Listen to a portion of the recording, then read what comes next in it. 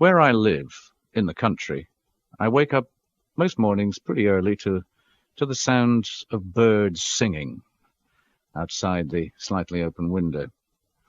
And I often wonder what those birds might be saying, either to each other or perhaps to me. And although it's not the most original chat-up line in the world, it could be a distinct possibility if you invited a girl to sleep over, as the kids say. Then maybe to ask her to spend the night and wake up to discover the secret language of birds might have the desired effect, being slightly more romantic perhaps than the Mick Jagger request to let's spend the night together. Or perhaps if Oasis was to record such a piece in today's rather more blatant and aggressive style, they might just say, let's shag.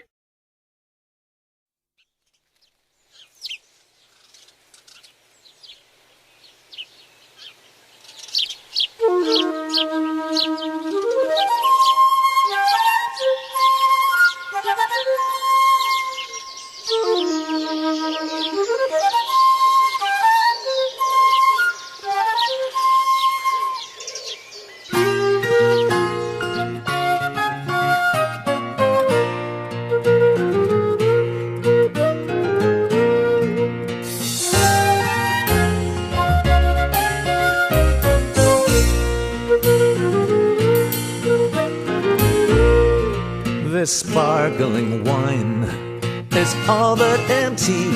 Too late for trains and no taxis. I know the feeling seems all too contrived. There was no master plan, but the fact is you must stay with me and learn the secret language of birds.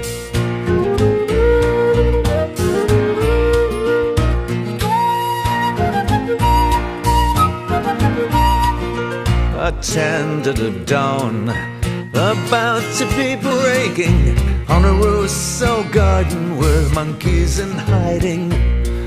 The truth of the matter yet to be spoken in words on which everything's writing. Now stay with me and learn the secret language of birds. Now stay with me and learn the secret language of birds.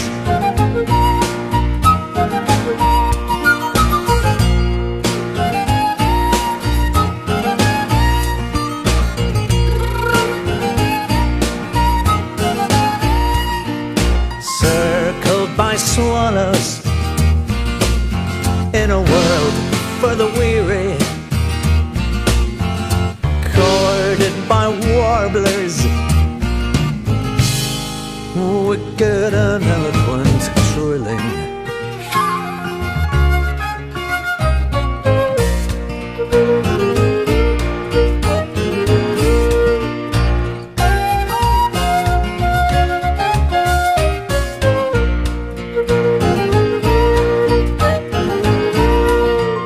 Lie in the stillness, window cracked open, extended moments, hours for the taking. Careless hair on the pillow, a bold brush stroke, painted first with a chorus in waiting. Stay with me and learn the secret language of birds. Yeah, stay with me and learn the secret language of birds.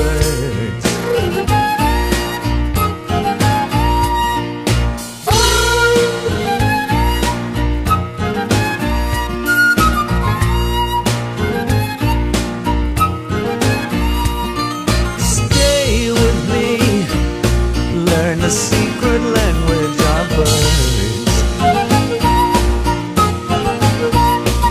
Now stay with me and learn the secret language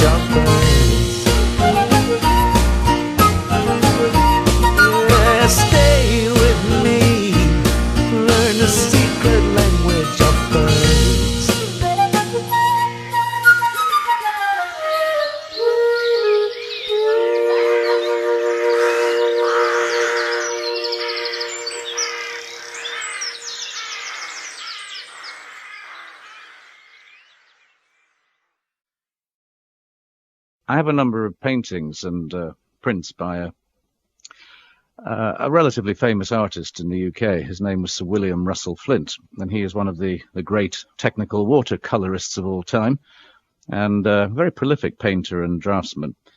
He got a certain amount of notoriety in the 60s and 70s, particularly when he tended to paint more often semi-clad and sometimes completely unclad female figures in slightly incongruous circumstances, in the middle of a busy street or about their ablutions, clearly in front of other people. So there was a certain eroticism about his work, which did not sit too well with the art critics of the day.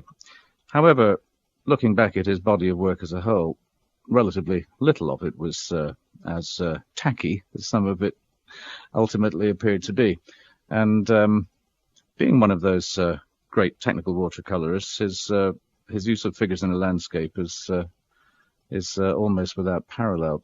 He often used to paint his background scenes whilst about his travels in France or perhaps Spain, and add his figures later when he returned to the studio to do the finished works. And one of his paintings, which I personally do not own, but a very nice painting it is nonetheless, it's a piece called The Little Flower Girl of Song Li. And it's a figure, little girl selling flowers in a street, being approached by a nun who we can only guess is perhaps maybe offering some stern words to the little girl, who sits provocatively, not that little, a teenage girl, provocatively selling her flowers. So this one is just there to talk about, from the artist's slightly dubious perspective, in the case of old Willie, who enjoyed his naked models only to look at, we're very sure. This is dedicated to Sir William Russell Flint. It's called The Little Flower Girl.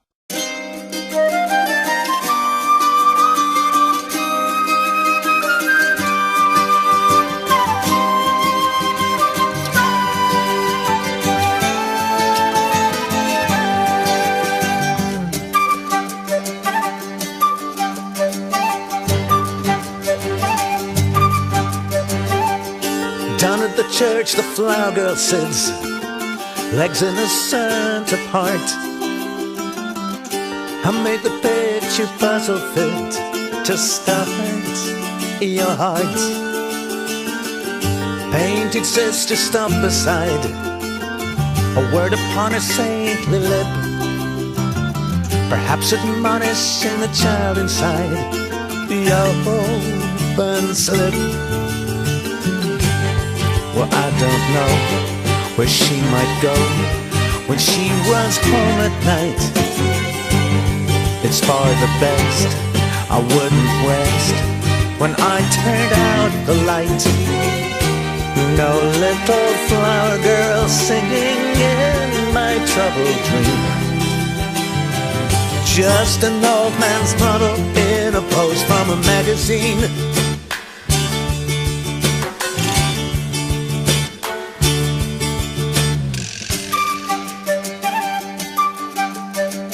I have touched that face a dozen times before, and I have let my pencil run. Lay it down while she's on a foreign shore, under a hot and foreign sun. My bare sable brushes drift the soft inside of her arm. Her chin I tilt, her breasts I lift, I mean no harm. I close the door, she is no more until the next appointed hour. Northeastern light, push back the night, painted promises in store.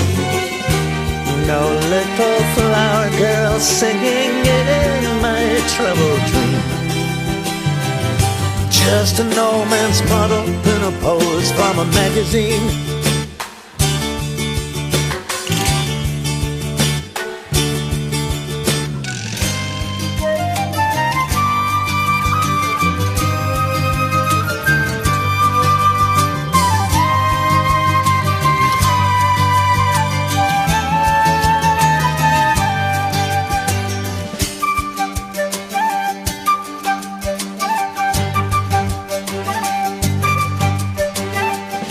Down at the church my flower girl sits, legs innocent apart.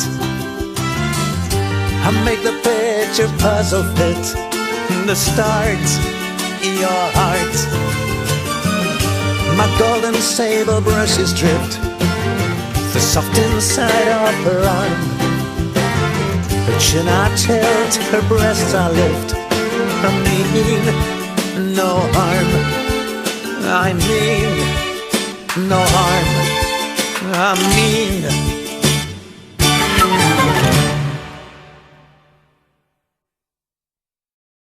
Just a very few years ago, I was in the Caribbean with my wife, enjoying a brief holiday, visiting a few islands, and we stopped in quite briefly at the rather sad island of Montserrat. Montserrat, as you remember and may still recall from even more recent news, has got a very active volcano. Indeed, when we went there had been several eruptions already, and the main town and the southern half of the island was already turned into a lunar landscape of ashes and lava flows, and really, really very sad indeed. Since then, of course, things got even worse, and more of the island was devastated and a number of people were killed. Those that remain attempt to rebuild their lives without too much help from the British government, because Montserrat is indeed still a crown possession. And the islanders were, and I guess still are, pretty bitter at the relative lack of investment and help they've had from Britain, very understandably. I refer to that in the song, which is dedicated to the beautiful, still beautiful, if you confine your attention to the northern part, the still beautiful, scarily beautiful island of Montserrat.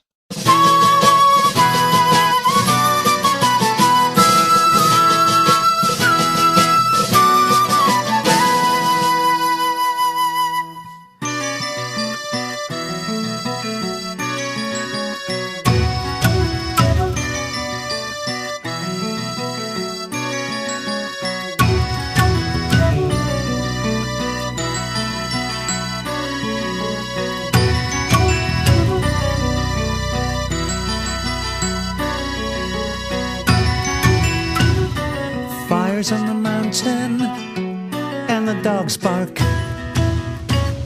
crash of the ocean swelling, crickets in the dark. The temperature is rising, the village gets no sleep. It's hardly surprising given the hot company they keep. Somebody's home in the asphalt margin, somebody's live in the lost and found.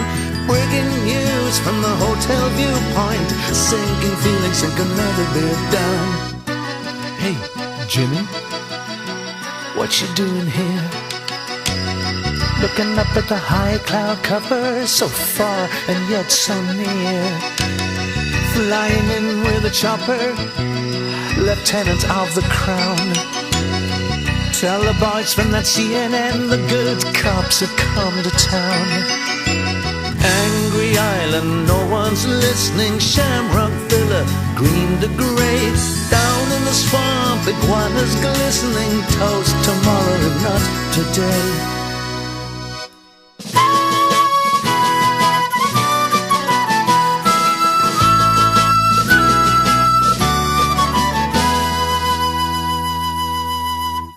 In the shadow of the Soufriere, on the Chance's Peak, did the earth move free, honey? Well, come back next week. Queen of country forsaken you, now that is that.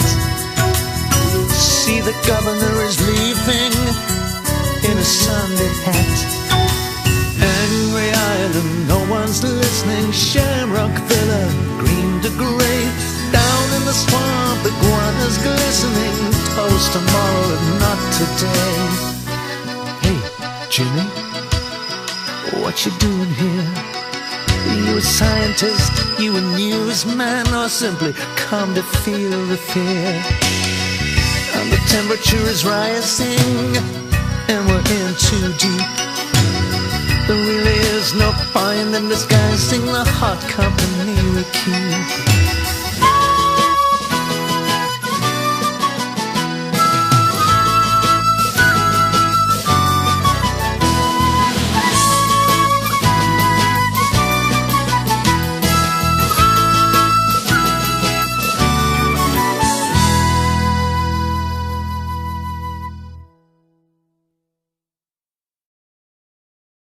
Both Sir William Russell Flint and another artist who I particularly like the work of, a gentleman called Walter Langley, who painted around the turn of the century in the seaside town of Newlyn in the southwest of England, one of the Newlyn school of artists.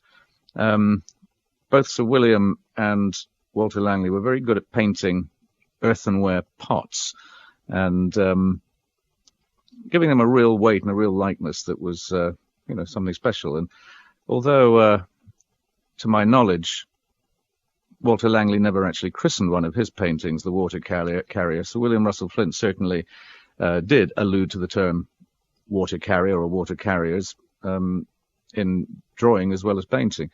And there's something fascinating about those people who do carry, usually women for some reason, they carry big pots of water on their heads in more traditional societies. These days, of course, you don't carry a cardboard box with a dozen 1.5 litre Evian bottles on your head, but you do stick them in the back of the estate wagon. And perhaps even in those far-off places where we tend to holiday, we find people still transporting and selling their water to tired and thirsty travellers, but out of a plastic bottle, not out of an earthenware pot. So this one is dedicated to water carriers everywhere, and let's just hope that bottle of water we're buying has never been refilled at the village tap and masquerades only as the real aqua mineral. This one's called the water carrier.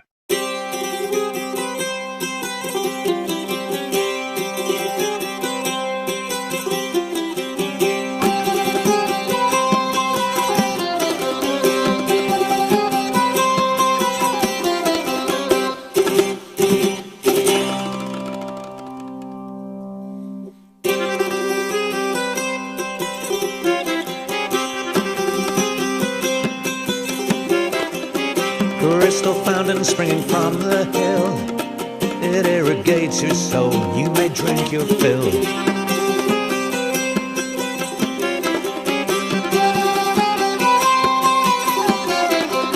Water of life carried high, one hand upon a gallon jar, feel her fix my eye.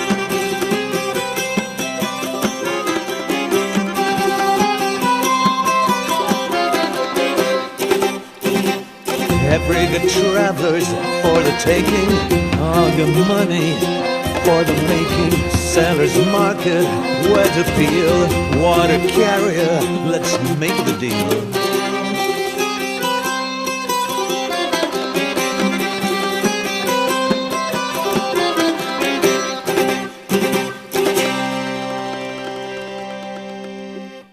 Coppered face and black pearl eyes, between us no words spoken, no words to the wise.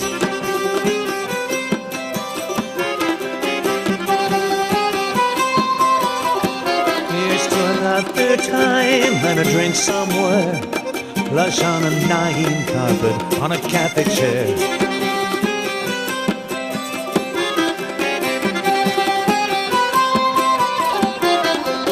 Every good traveler's for the taking, all your money for the making.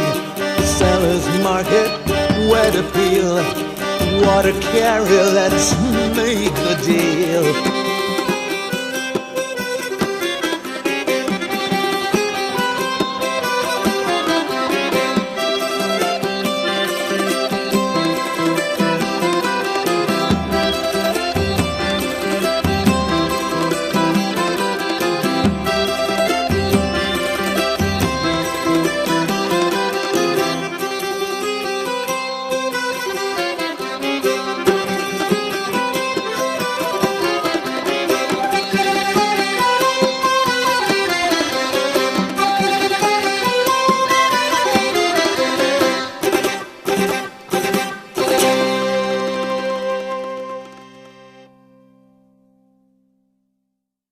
Isn't it odd that today we have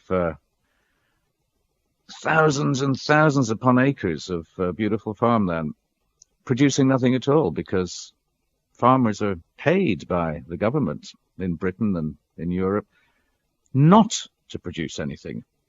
in some of their fields, which are set aside for the purpose of producing nothing in order to keep the supply and demand equation about right, and make sure that the price of corn and all cereal crops stays at some acceptable level. And it does seem strange, of course, that with a third of the world hungry, that the rich farmers, relatively speaking, quite a few of them are starving at the moment as well, the relatively rich farmers of Western Europe are being paid not to grow anything in their fields. And that strange loss of dignity, that sad sense of a modern time which seems unfriendly to the usual caring tenure of the land that the farmer not only enjoys but undertakes as a responsibility. That is now, that whole idea is under threat. Makes a lot of farmers very upset. Makes me a little upset too. Sung a bleak, short, mercifully short song. It's called Set Aside.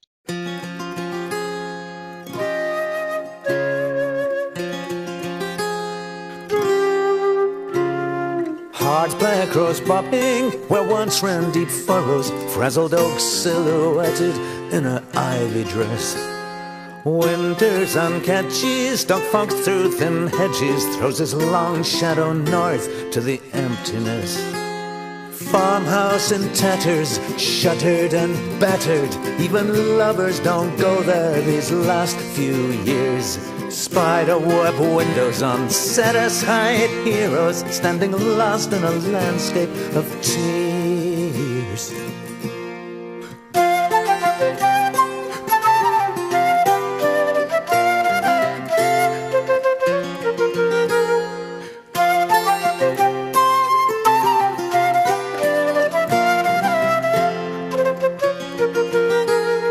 Farmhouse in tatters, shuttered and battered, even lovers don't go there these last few years.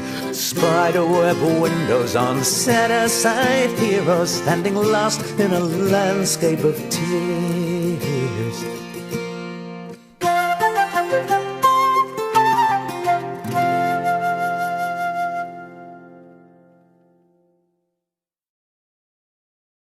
Here's another song with a visual reference very much at the back of it. An artist who painted about 100 years ago, a man called Foweraker. He had a bit of a knack, a rather slick knack of painting scenes in moonlight. And so what appears to be a very dark painting, usually dark blue, is a very moody, very evocative watercolor, which usually has somewhere a little point of light, be it in a building or perhaps someone carrying a lantern. And a particular painting that stuck in my mind, because I see it every day because it's hanging on my wall, has a figure walking down a road carrying a lamp in the moonlight. And so I rather fantasized that this scene, which is probably set in merry old England, might equally have been set in the poor farmlands of Asia, maybe in the subcontinent of India. And so I transported a Foweraker moonlit landscape to somewhere far away, and thought about this particular scene where some young girl is on her way down to the river, where once she lay with a lover or two. What a tart. This is called A Better Moon.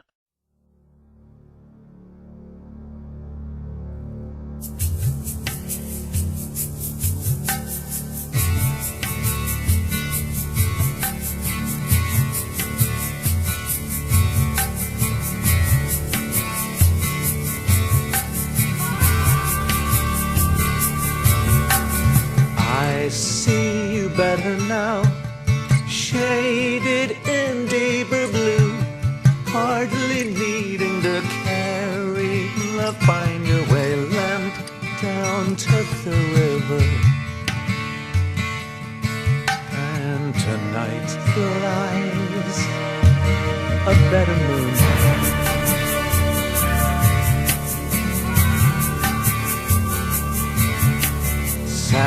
water buffalo lie fast near the shallows, a splash revealing the fly-catching fishes, dark gods silently watching. And tonight flies a better moon.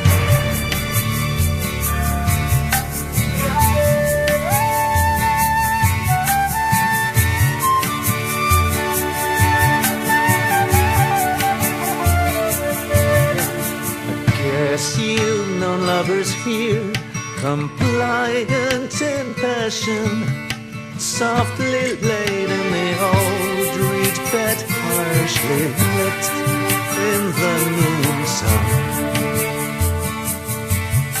And tonight flies a better moon.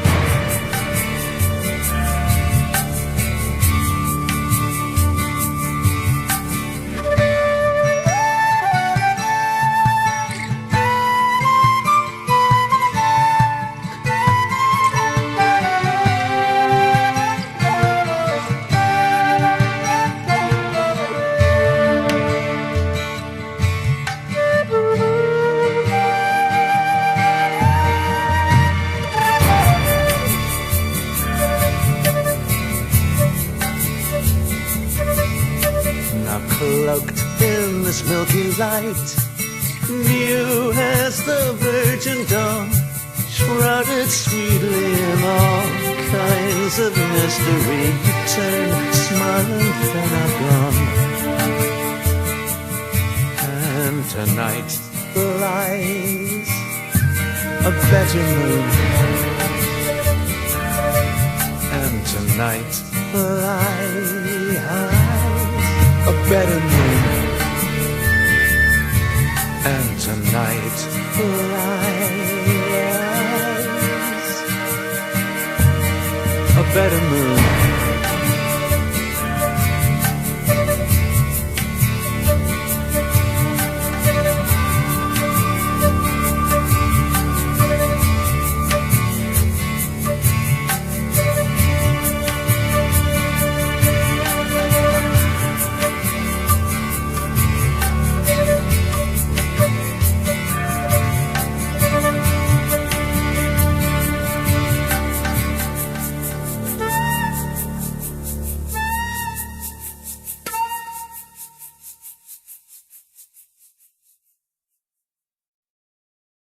A few years ago, our Prince of Wales, he who would be king, and he's going to call himself King George, by the way, if he ever does get to the throne. We read that just recently in the papers.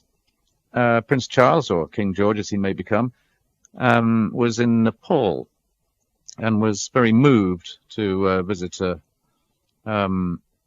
charity-run sanctuary for returning young girl prostitutes, those children who had been abducted or sent away, often as pre-teens, to Bombay, to work in the brothels of Falkland Road.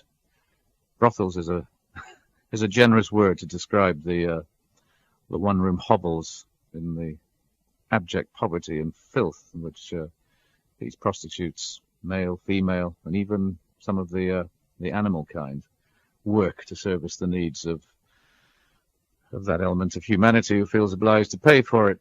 And so these girls come back, usually with AIDS, to die back in Nepal, brought back by this charitable organization. And Prince Charles was very moved by all of this. It was written up in the British papers. I was equally moved too, and decided to allude to this in a song. In the first half of the song. In the second half of the song, I talk about an almost parallel situation that is the result of unwanted zoo animals, rejects from some of the worst zoos in Europe and elsewhere. The cats, who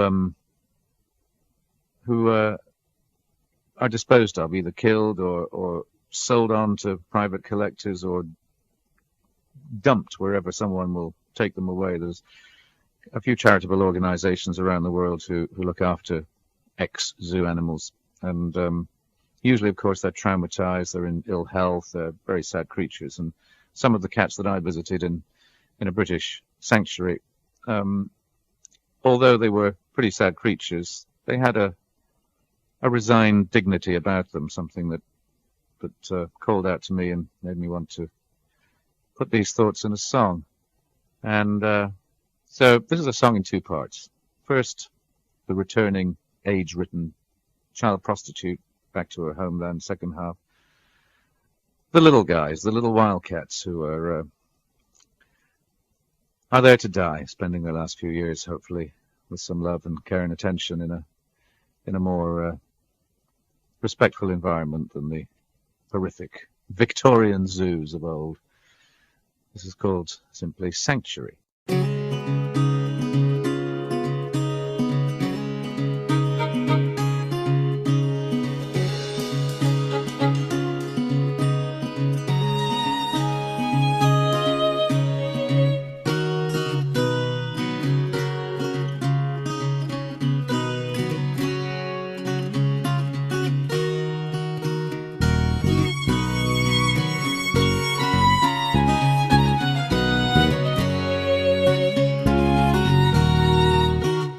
Dear uncle sold her into the purest kind of slavery.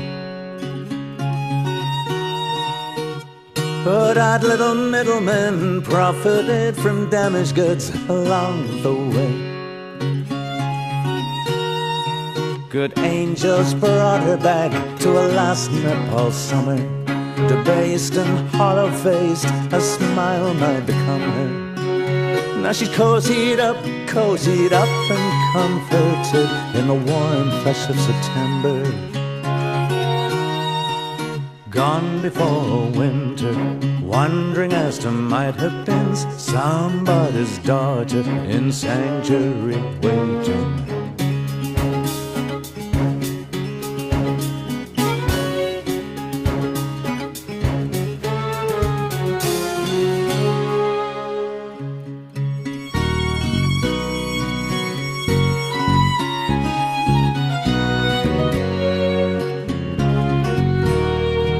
Seen through softer cage of kindness, far and further still away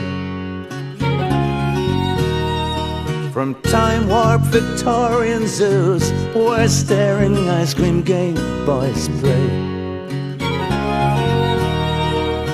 Big paws, worn claws and swishing tails, more damaged goods in the market sales. Too proud for anger, too late for hate, resigned in dignity. Gone before winter, purring might have been somebody's kitten in sanctuary waiting.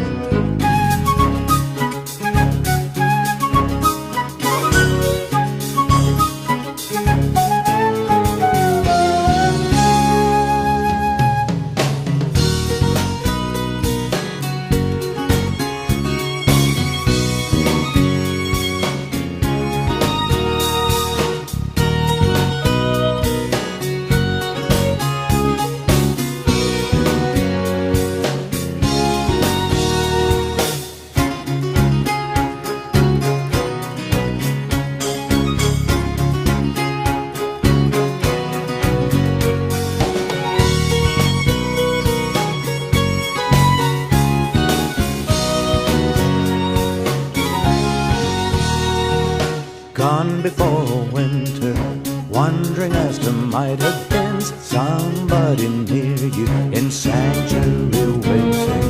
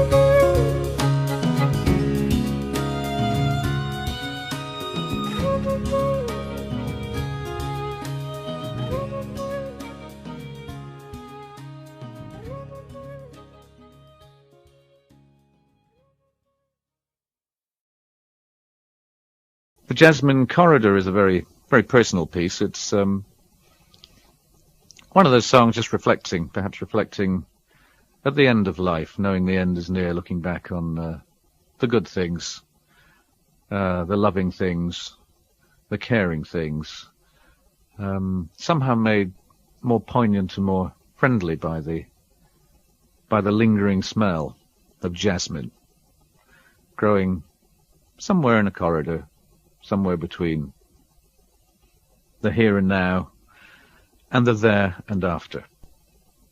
The Jasmine Corridor.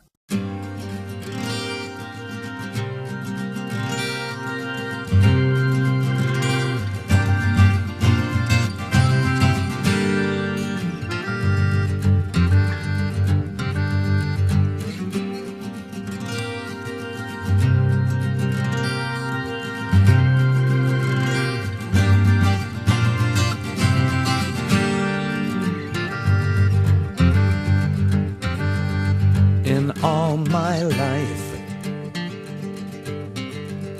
I never knew a girl like you before. Woke up one day, I swore I heard the sound of heaven knocking on my door. And after all these years long passing, time to reflect, no time for wasting, walking down the Jasmine Corridor. Reflecting echoes of quiet laughter.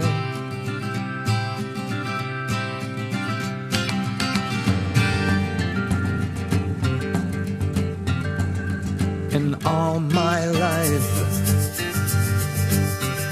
I was never better served than I was served by you.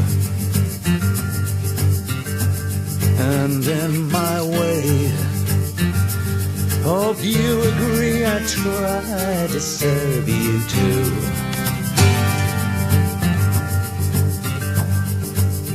Out on the headland I stepped once unsteady, you there to catch me, I breathed more freely, hand in mine, down the Jasmine Corridor. Reflecting echoes of quiet laughter.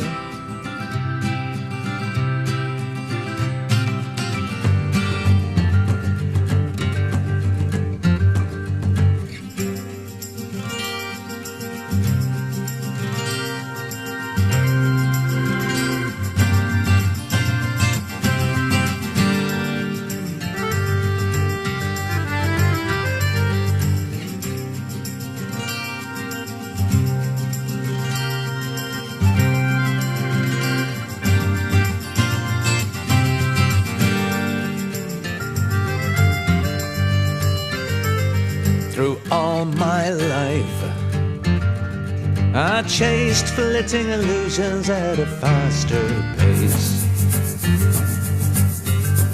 Never stopped to think. The moment was pre-seizing, had myself to face.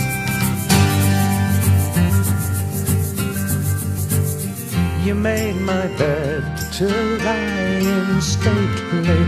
Mad cat's grandchildren here more often lately. The final view from the Jasmine Corridor. Reflecting echoes of quiet laughter.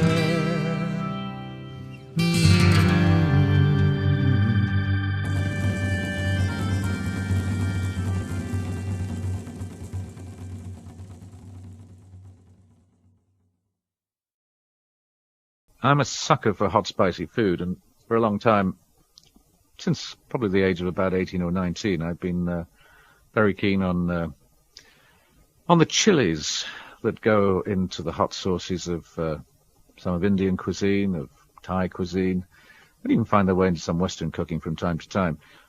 But there are many chilies. A chili is not just a chili. There are many, many, many different species, and generally reckoned to be the hottest of all is the bright red or orange habanero. The habanero, a very close relative of it, exists in the Caribbean countries as the Scotch bonnet, because it looks like a slightly sort of squashy Scotsman's hat of old. The habanero more typically grows in Central America and can grow up in any warm and fairly humid climate. Indeed, I grow them at home, not outside, but indoors, and they can be quite prolific. And I have freezer drawers full of habanero peppers, yet still to be turned into hot sauces and dried in powder form, for which I will one day certainly get arrested at an airport for being in possession of something that looks very illegal. But the good thing about the habanero is, as the song says, it's strictly legal. Gives you that endorphin rush, makes you feel good, spices up anybody's stew.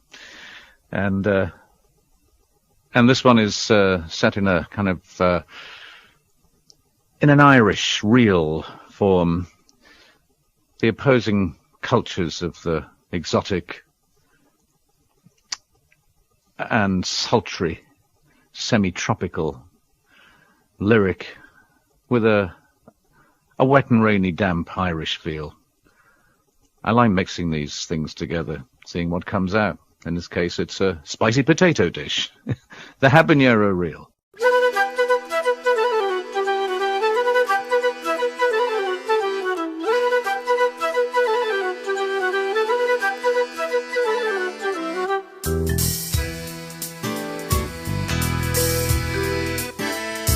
Cool in the corner, tomcat sitting on the edge of the yard, sandflies flitting.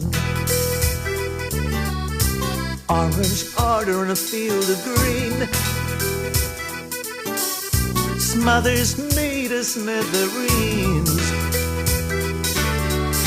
Rum and cola, ice cubes crashing, jumping beans and brown eyes flashing, long hair swinging. Tell me, how'd you feel? Well, hot and fancy, it's the habanero reel.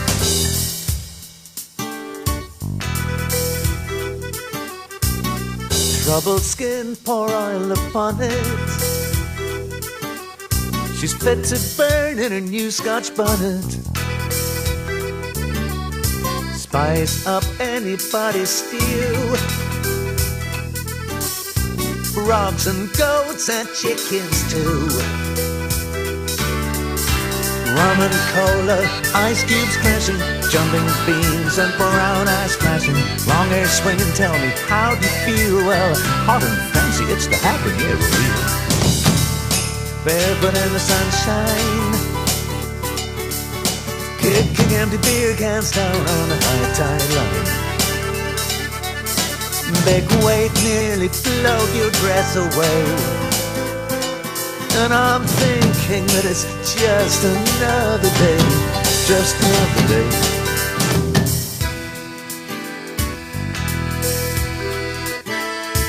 Feel that heart rush start its tickle. Sweat is rising, taste buds prickle. With ears of bat and eye of eagle, it's just as well it's strictly legal. Rum and cola, ice cubes crashing, jumping beans and brown eyes flashing, long hair swinging. Tell me, how do you feel? Well, hot and fancy, it's the habanero reel.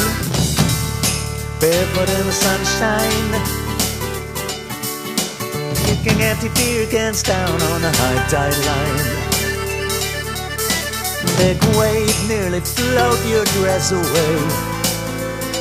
When I'm thinking it's just another day, just another day.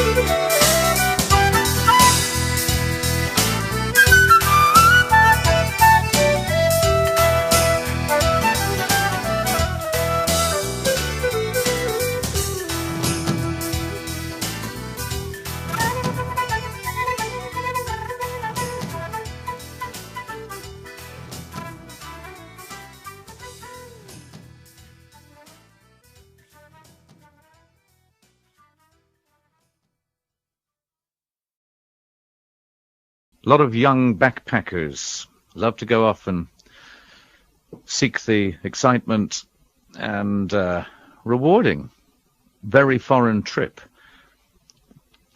Maybe find a nice secluded and undiscovered beach somewhere in Thailand and write a book, make $1 million.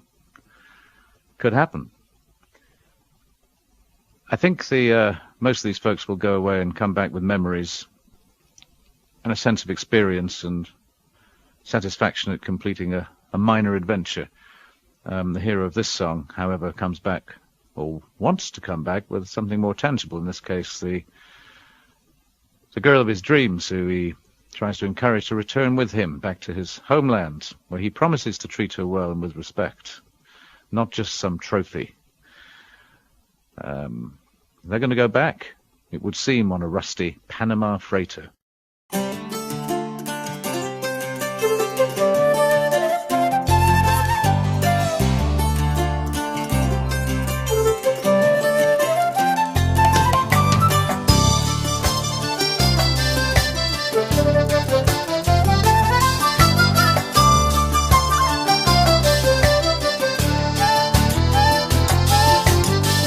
Closing on a shanty town, Panama freighter wearing rusty brown. Well, she sails tomorrow and she's homeward bound, head up on a lumpy sea, on a lumpy sea. I'm not the only lonely planet rider in this one-horse town, I'm thinking, and I won't overrate or patronize you. I know we're different as chalk and cheese, as black hole winters and salad days. And I wouldn't like your mother much anyway, but it's not her I'm taking home with me, not her I'm taking home with me. Don't intend to dress you in silver threads like some trophy in sublime seclusion. Won't try to educate or civilize you.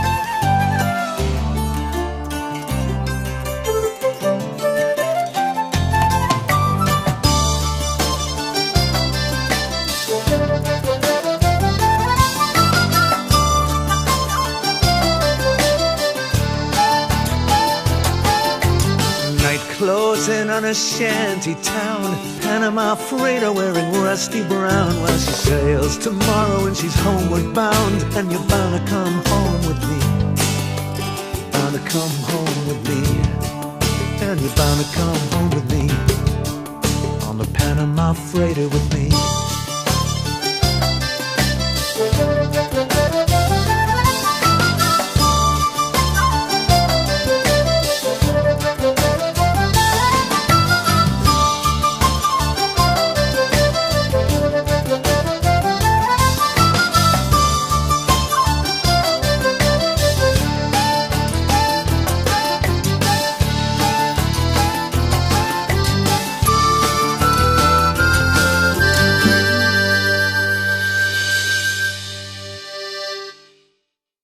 Having written a song to open the album called The Secret Language of Birds, I thought it might be amusing to try to take that title and come up with another song with completely different lyrics, completely different melody, but using the same title, exploring the title from another point of view. And I have I hope, a healthy disdain for the buzzwords, for the business jargon speak that erupts from television sets and radio speakers, or from the guy sitting next to you on an airplane sometimes. They say things like, take on board. drives me nuts. I'm a bit more old-fashioned. I prefer the thoughtful and more detailed use of language as communication.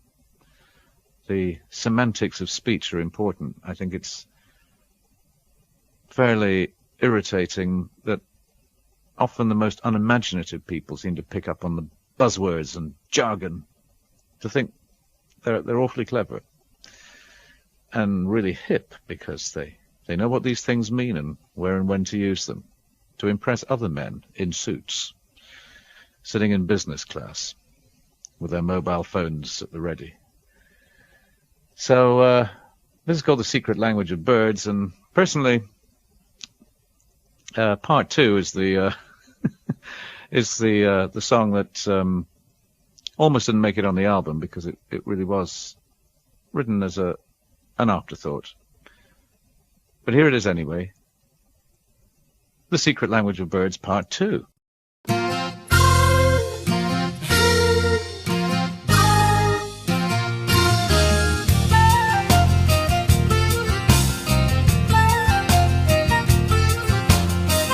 No buzzwords, fuzzy fudge words, so freeze those goalposts. Don't take the Admiral on board. This heart is not for kissing.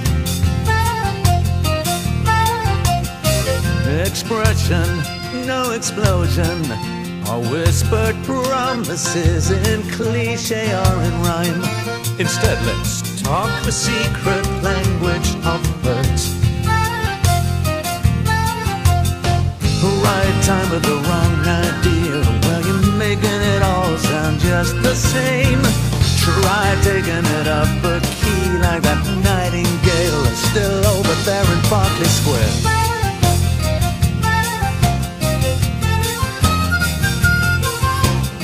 Do we have problems of communication? There's something I don't know and you can't explain it to me. Let's talk the secret language of birds. Step out of the circus now. We'll learn a new trick and make it stick. Try taking it up a key like that nightingale still over there in Berkeley Square.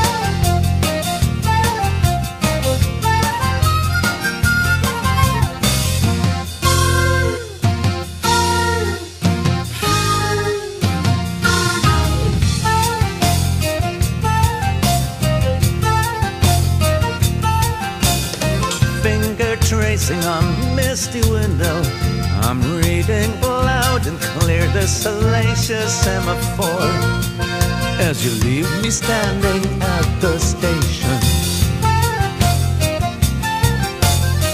Give it to me, the big dawn chorus, no whispered promises in cliche or in rhyme. Let's talk the secret language of birds. Right time but the wrong idea. Well, you're making it all sound just the same. Try taking it up a key like that nightingale still over there in Berkeley Square.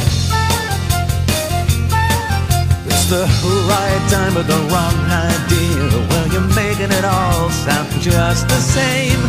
Try taking it up a key like that nightingale still over there in Berkeley Square. In Berkeley Square,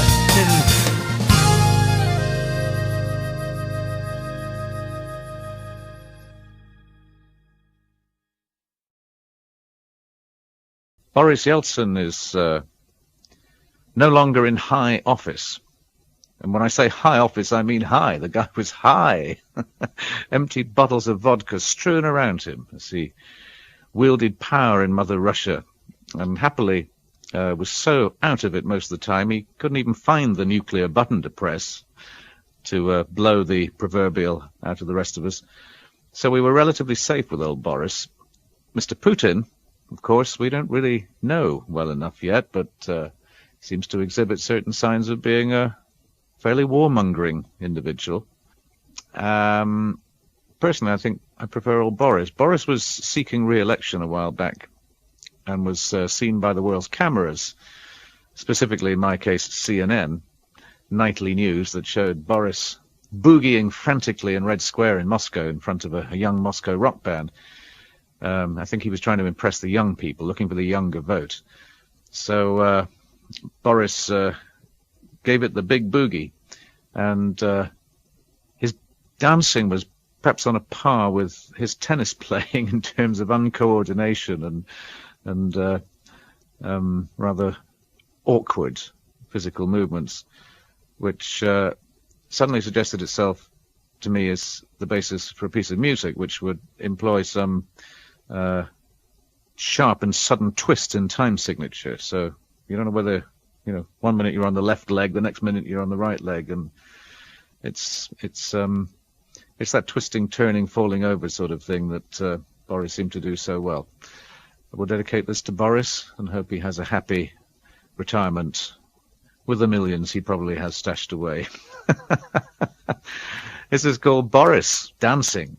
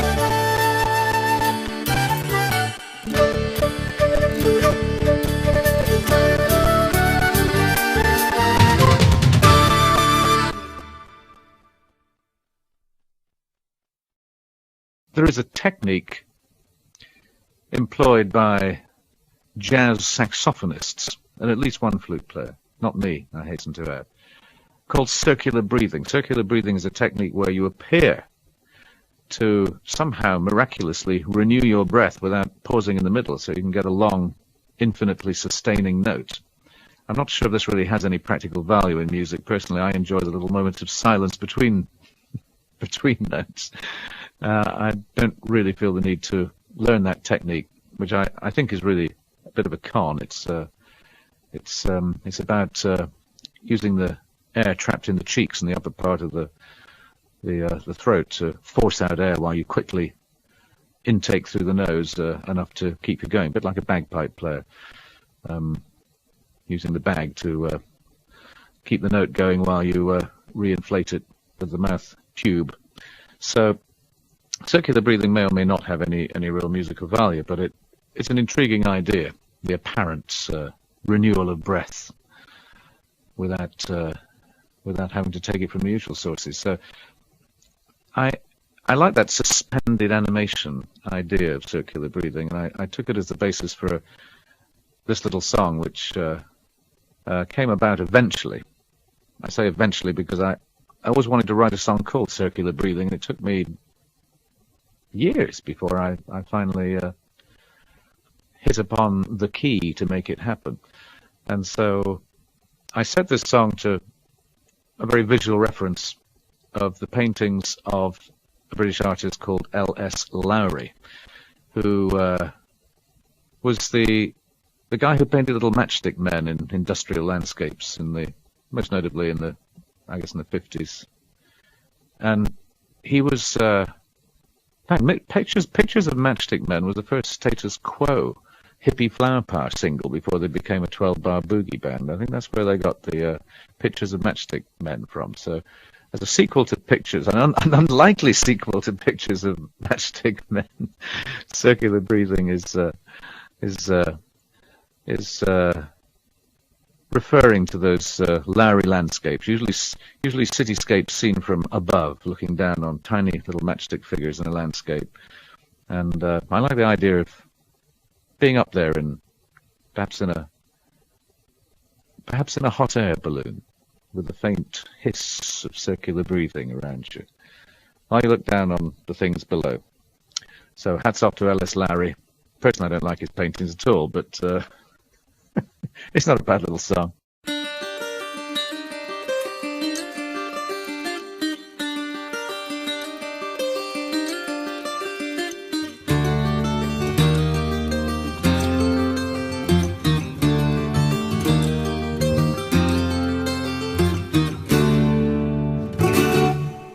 Pick up my wings and fly into a constable sky. Look down on the world and try to make you out on the distant ground. Lonely toy in a lost toy town, suspended in spiral sounds, sounds of circular breathing. I'm a kite on a silver thread, daring lightning to strike me dead. Harsh echoes of things you said banished me to a thinner space, with unholy ghosts of your bedroom face. Hands cupped to my ears took place, the sound of circular breathing.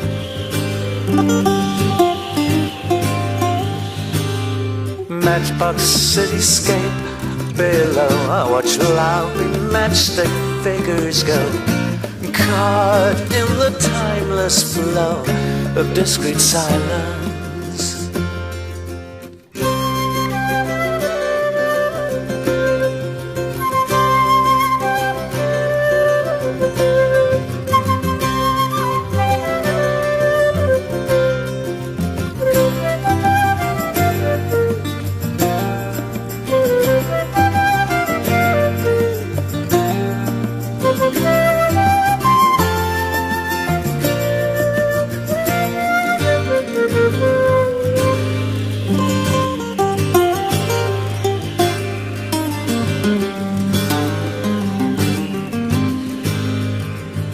See the matchbox cityscape below, I watch Larry matchstick figures go, caught in the timeless ebb and flow of discreet silence.